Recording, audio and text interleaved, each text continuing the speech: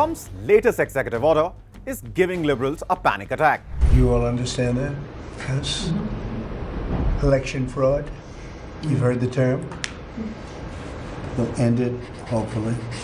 We got to straighten out our election. This country is so sick because of the election, the fake elections and the bad elections. And we're going to straighten it out one way or the other. And it's an honor to sign this one. To sign all of them, but to sign this one is a great honor. Trump has just decided who gets to vote in the US and who does not.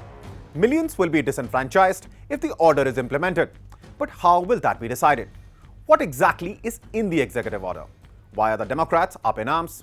And what are the chances this will stand the judicial review? In this video, we're exploring the answers to those questions and more. So stay tuned. I'm Abhishek Singh and you're watching The Live Mint.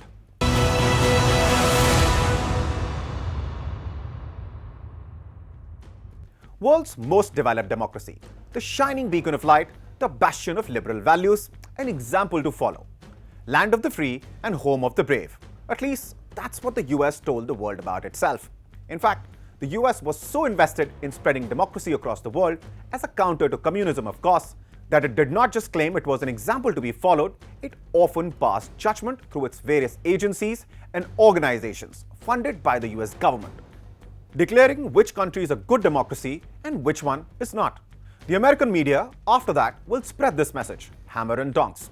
If the said countries still did not pay heed and did not do things as the US commanded, in certain situations, the US would interfere directly, with as many as 100 regime change operations conducted by the US deep state across the world since World War II. But on January 6th, all that grandstanding and image building went down the drain. What happened 4 years ago on 6 January cast such a large and dark shadow on the state of democracy in the US that many are wondering if the US is headed the way of an autocracy. Now, a lot of those claims carry a liberal bias. Soar over Trump beating them at their own game with the help of rich men, the richest one in particular. But what's true is that Trump's grip on power is becoming stronger with each executive order he signs. His latest executive order, the liberals say, will give the Republicans a definitive edge in the upcoming US elections. So before anything, let's talk about what's in the order. The executive order reads, and I quote, "Free, fair and honest elections unmarred by fraud, errors or suspicion are fundamental to maintaining our constitutional republic. The right of American citizens to have their votes properly counted and tabulated without illegal dilution is vital to determining the rightful winner of an election." And how's Trump going to make sure that the elections held in the US are free and fair? By following in the footsteps of other democracies, like India and Brazil.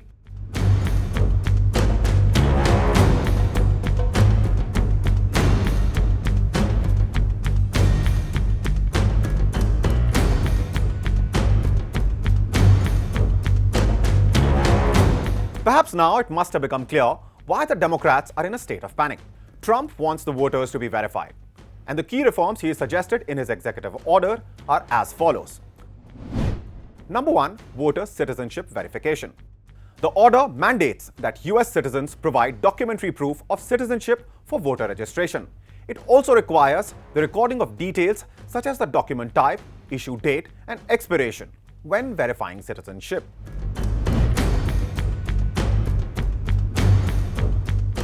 In addition to this, states will now have access to federal databases to verify voter citizenship. The Department of Justice will assist in reviewing voter registration lists to ensure compliance with federal citizenship requirements. Trump also wants enforcement of non-citizen voting laws. The order stresses the need for strict enforcement of laws prohibiting non-citizens from registering or voting in federal elections. It calls for collaboration with state attorneys general to address unlawful voting by non-citizens. Voter registration list maintenance is also a key part of this executive order. States are required to maintain accurate and up-to-date voter registration lists in line with the National Voter Registration Act and the Help America Vote Act. Support for state eligibility verification is the other key component of this executive order. Now the states will gain access to federal databases such as Social Security number verification and Death Master File to verify voter eligibility.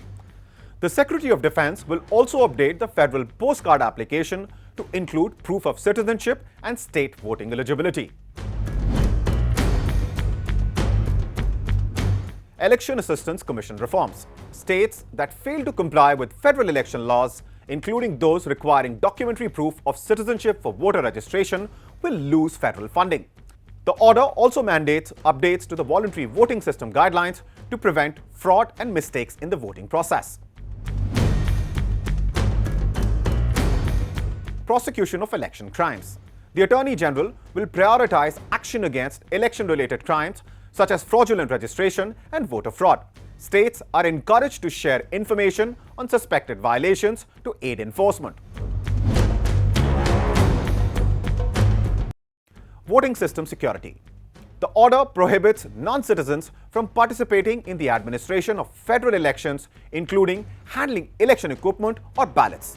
It also calls for a review of the security of electronic voting systems, especially those connected to the internet, to prevent unauthorized access or malicious interference.